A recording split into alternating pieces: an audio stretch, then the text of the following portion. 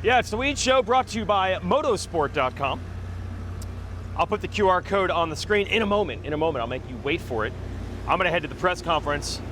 So much to talk about today from Spring Creek. Obviously the biggest story of all is the historic win in the final moto. What's up by Jeremy Martin. That's his last moto ever. It better be now. You can't do better than that. This is like Jordan with the championship winning shot in the NBA Finals in 1998. Everyone's like, don't come back, don't come back. Actually played for the Washington Wizards for a couple years. So J-Mart, unfortunately that means they're gonna be on a tractor next year. This could be Jeremy Martin next year. He could be working like you guys. Don't come back after that. It couldn't have been better. Think about the fact that I kind of had high hopes for how he would do when he came back to Pro Motocross at the beginning of the year. When I'm looking at the pylon, we call it, on the side of the screen, and I see that he's mired in about 21st place in the first moto at Fox Raceway, I'm like, uh-oh.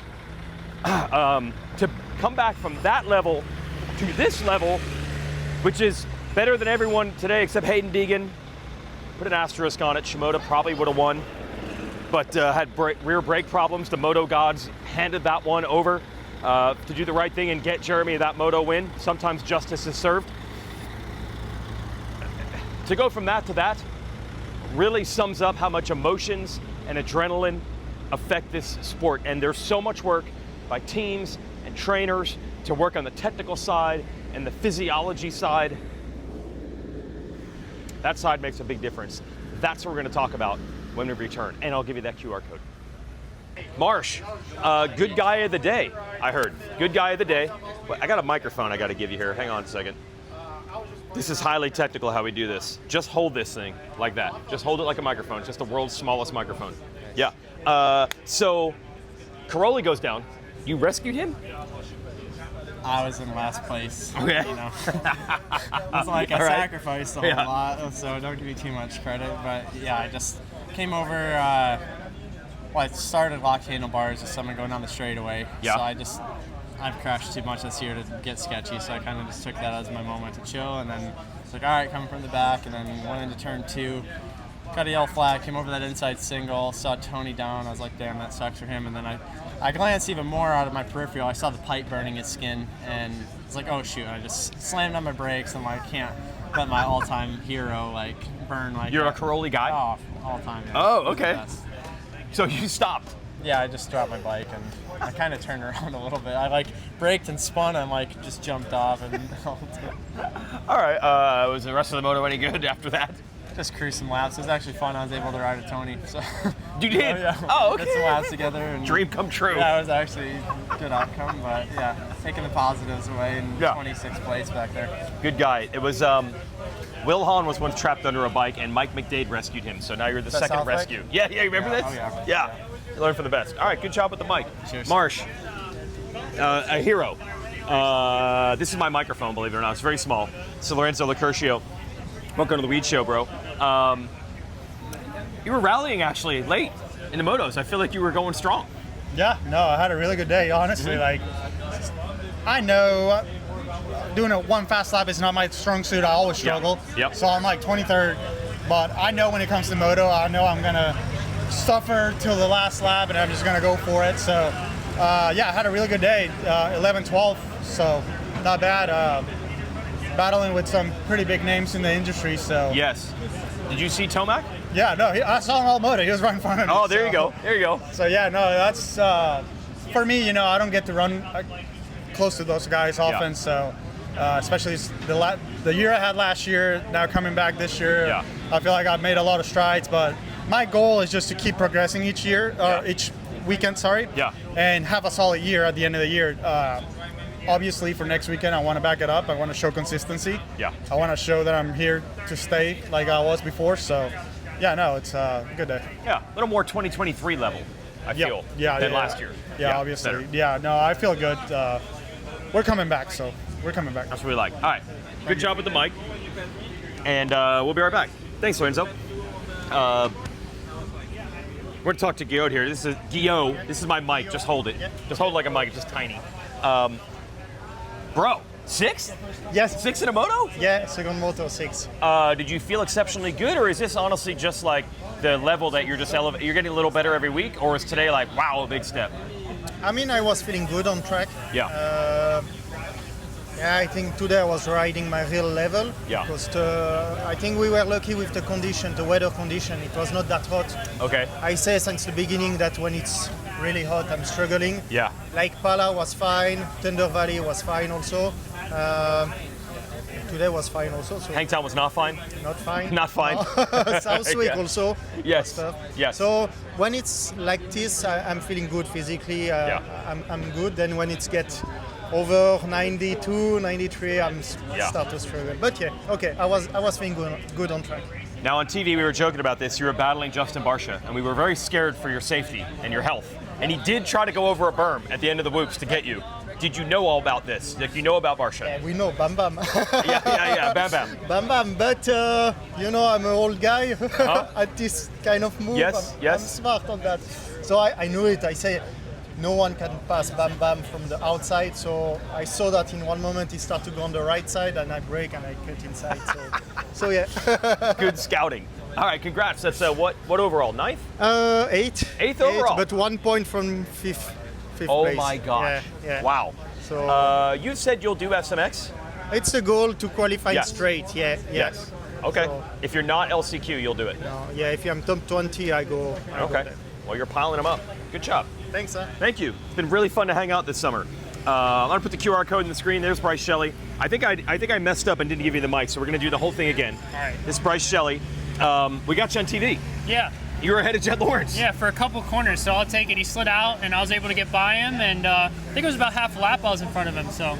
Yeah, and second moto, Eli Tomac. Yeah, second moto, I got to start on Eli, and it was cool to be in front of the beast for a little bit. Yeah, and how do you feel about it overall? Building some points here? Yeah, that's the goal, trying to get into that SMX, at least the LCQs at the end Yeah. of the year, so Yep. stacking points throughout the year. Okay, and how'd you do today? Both Points, motos? both motos, yeah. Okay, that's where the goals are. Yep. Good job, Bryce Shelley. 97, everybody. Maybe moving up next year in the points. I'll put the QR code in the screen. It's the sweepstakes that you have with motorsport.com. They got a brand new YZ450F. Check out motorsport.com. They got lots of great deals. Anything you need, gear, bike, parts, they've got it. And the QR code allows you to enter and possibly win this motorcycle. And I got to do a post-race show and we'll be back. Are you here? Can you do media? Can you talk? I can talk. You can talk. This is Chad Reed. This is my mic. You What like am I that? doing? Highly lightweight. Am I can't holding click. it? No, yeah, that's it. Like, just I mean, hold it like it's this? a magnet on the back if you want to go through the whole process of doing I'm gonna this. hold it. Yes, that's why I suggested that. Hey, this was not your plan to be a guy. You were just at club for you and your family. I was. And then, can you not stop yourself from just being as full moto into it as you can get? When you're deep, you Yes. gotta go deeper. Yeah, that's what you've done. No, I mean I love it. We all. Yeah. I don't know that that's ever been, discussed that I didn't. No, no. And so yeah, like obviously Jorge, is at club and has been riding and kind of struggling when he first showed up and just kind of being able to help and Yeah. things that I was able to contribute on a little bit on more just the riding side of it, and it helped. So Yeah. he's obviously asked and I was able to come to the races. Yep. Last week I was there for Combine, so it Yeah. was kind of easy. This one I came in specifically for him. Yeah. And yeah, I mean for me I enjoy coming. And it's he's making progress, but it's funny because it's funny on your you see it from so many different ways, right? Yes. Like you see it like the frustration as a racer, you just live for today and today only. You can never look for the light at the end of the tunnel. And so he wants to win. I mean, he's Yeah. obviously had success for Yes. many, many years. Believes in himself and has high expectations. And so controlling that is never easy.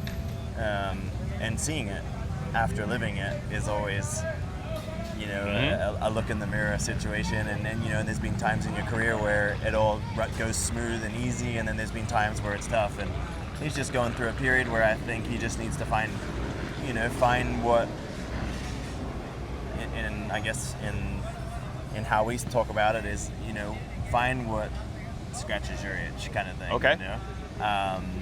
And so, yeah, that's obviously not my part of the job. That's the team's. Yes. But the team is working really hard You know, a little background for everybody. It's, you know, his crew chief is Oscar, who I won my 2008 Supercross title. Yep.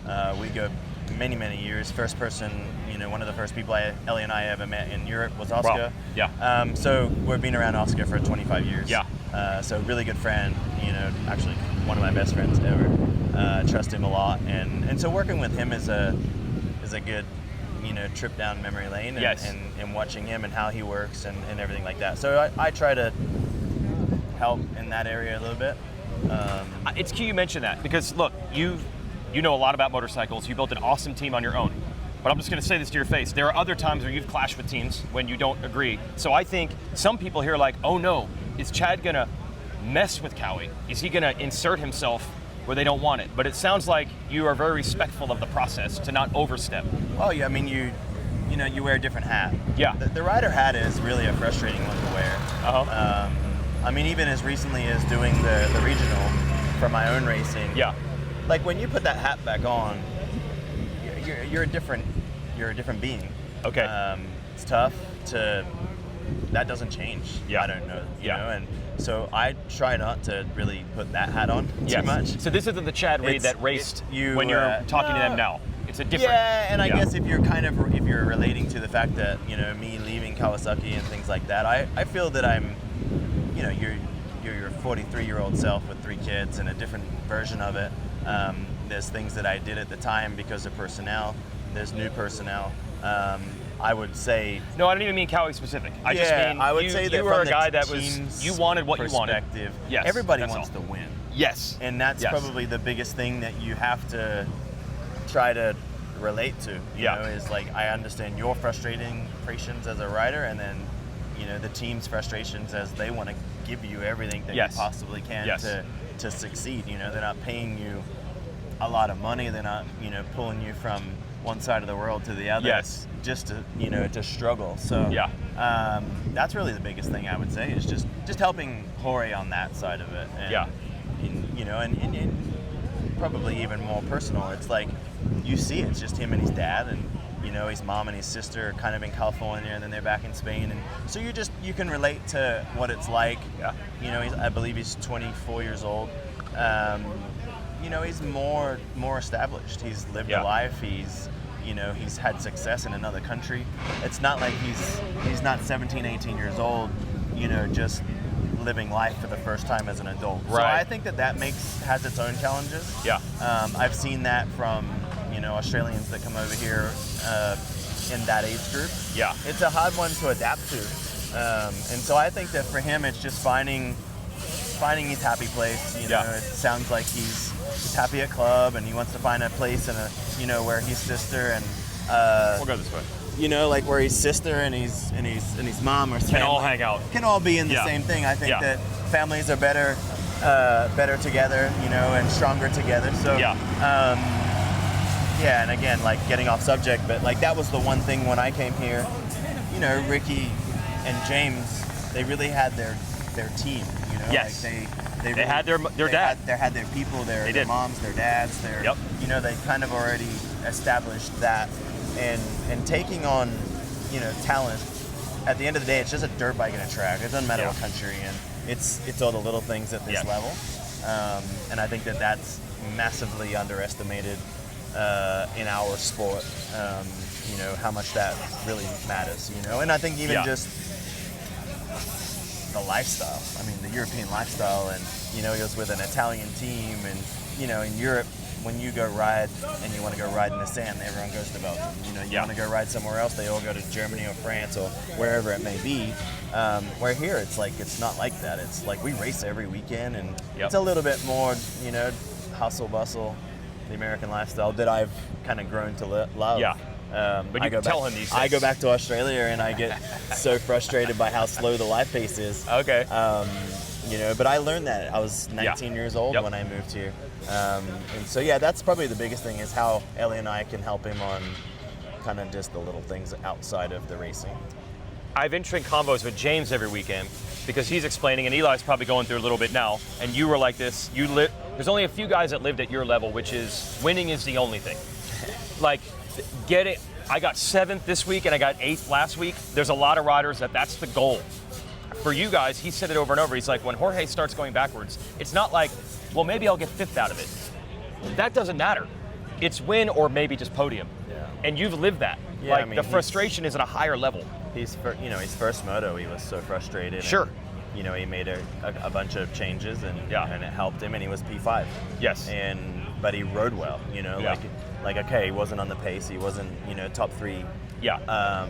Pace, but like he actually looked like he was out there riding and racing the dirt bike. Where first one, it looked like he was just out there, frustrated and trail riding. Yes. But a guy that has a high standard, like you, like James, like him, there's more frustration, I would imagine, because you know where the standard is. I believe he's dealing with that more than the riding.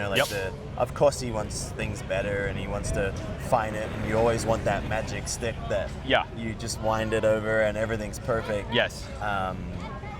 But yeah, it's the sad thing is, from somebody that sits here that's been so mad, so frustrated. Yeah. But then also had all the feels. Uh-huh.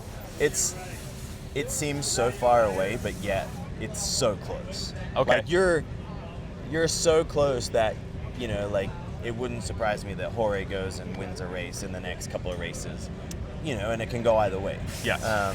Like you look at Tomac, you spoke of Eli, and it's looked like Eli got his money's worth today. He hit every bump out there. And, right. But 3 weeks ago, he was winning a moto. And I'm sure that he was miserable. Yes. Not at any point did I watch Eli today that he looked like he was enjoying being at Millville. No. But yet, like you said, 3 weeks ago, he was winning a moto and he was fine. And he may show up to Washougal next week, get a whole shot and win both motos. Yes. He's that good. Yeah. That sucks from a rider standpoint, I must say. And it's much better being retired and trying to help than it is to feel those feels. Hey, as long as you're helping, we always want more guys up there. If you can crack that magic wand or whatever the heck, we would appreciate it, because we know we can do it. I don't know that I got the magic wand, but I wish I did. Yes. But it's again, it may seem far away, but I think it's just a little here and a little there. And it's not like everything looks perfect, like you look and the guys winning, they're doing all the right things because they can, and but there's areas that I believe that they go home and consider that they can do better and work on and all those kinds of things. So, though they're winning and dominating and things like that, I know for a fact that I'm sure they're going home and frustrated that this didn't go right or this didn't go right or they could be better here, and in their case they're the brothers, so when one's working on it, you get to see it, so that evolves, you equally evolve. But I guess off subject, it was nice to see Hunter had some fight in him today. That was about, I think, the closest he's been. It was the closest I've seen him. Yes. Jet was really so consistent. Yeah. It looked like Hunter had more, but it seemed like he needed track position. It seemed like anytime he pushed for more, the mistakes come. Yeah. That's so frustrating, because you're like, I know I got more, but every time I try to go faster, then I make little mistakes, and then the more you try to get the pass or make a pass, get closer, the further away it gets. And then Jet was just, he really was. He was fun to watch, and picture perfect, inch perfect, and just itched away. But when we see like 83 seconds at the end of the moto, it's not really 83. It's like a guy like Jorge, a guy like you, when you get it right, you can suddenly, it's not like you need to make up 1 second per race for the next 4 years. It can happen in chunks when it falls into place. That's the hope. Yeah. I think it's a complicated answer, but I think in simple answering it wouldn't surprise me that a guy like Jorge could turn it around, put it on the podium next weekend, or a guy like Eli that had a tough day could equally turn it around next weekend. But I do believe that that Jet and Hunter have their feet on the ground, and I think they're steaming away, and they're just got a little more, more to play with, a little more in the toolbox, and so I think first and second is going to be a tough one. That is tough, but just getting a lot closer, that can happen. But a podium would be great, be rad. Yeah. I think that'd be a great step. I don't know that, I don't know that first and second is, of course it's the goal, but I don't know that that's the thing you chase today. Yeah. In my opinion. Yep. For Jorge. Yeah. I think we need to be a solid podium guy. But that's first. in reach in your mind, I believe and that's so. a big step. Yes. Yes. Yep. Cool. Thanks, man. Always fun to chat with the great Chad Reed. Yeah. Well, it's supposed to clip on. It's supposed to be lightweight. Hey, thank you. All right, we're going to do a post-race show. So Chad Reed ended up taking this one away. That was excellent. Thanks to Motorsport for backing our show. And what I was getting to at the beginning of this is, I talked to James a lot. When you see Prado and suddenly Tomac, now the bottom has dropped out. I think a lot of people are watching Prado right now, for example, saying like, oh, he's not in shape. He goes fast for a few laps and then he starts going backwards. He mustn't be fit. And James is like, no, you do not understand what it is like for a guy that operates at his level, which is win or bust, and that has been his entire life. He's won. Same thing. That was Chad Reed's level. That was James Stewart's level. He's like, when you start getting past, it's not like, okay, well, I got passed for fourth. Now I'm going to fight for fifth. It's like the fight is over. It's like the bottom drops out emotionally. And I think that's what we saw. James talked about this quite a bit. Southwick wasn't great for Tomac. It was okay. But that I'm out of the championship hunt with the DNF last weekend, I think that made all the difference. Isn't Twisted Tea this way? Are we going the wrong way? Okay, we're going around. James thinks it's like, you don't have that fight. For Tomac, he thought he was still in championship hunt. That's done with the bad weekend last weekend. That changes the paradigm. For Prado, it's like, I'm going backwards. I'm not used to going backwards. And that's what I was getting at with Chad is, at the end of the moto, they can be way, way off. But that's partially because their whole mindset for 20 minutes of that moto is, this is just not going my way. And that's what leads to those giant gaps. Speed-wise, riding-wise, they can be closer than they are, but they have to have that hope. And when that hope falls away, that's when you get those giant gaps. That's why it sounds crazy for Chad to be like, they could be on the podium or they could win next weekend. How could they be that close? They just have to feel that they're in it, because these are riders that are only used to that feeling. And it's a foreign situation to be where they are right now. It's a lot of mind over matter. And Jeremy Martin is the ultimate example. Wasn't even close when he tried this comeback at the first 2 rounds and suddenly was as good as anybody here. Goes a long way. Thanks to Jeremy, and thanks for Star for giving him a bike, because that was a heck of a story. That's our show.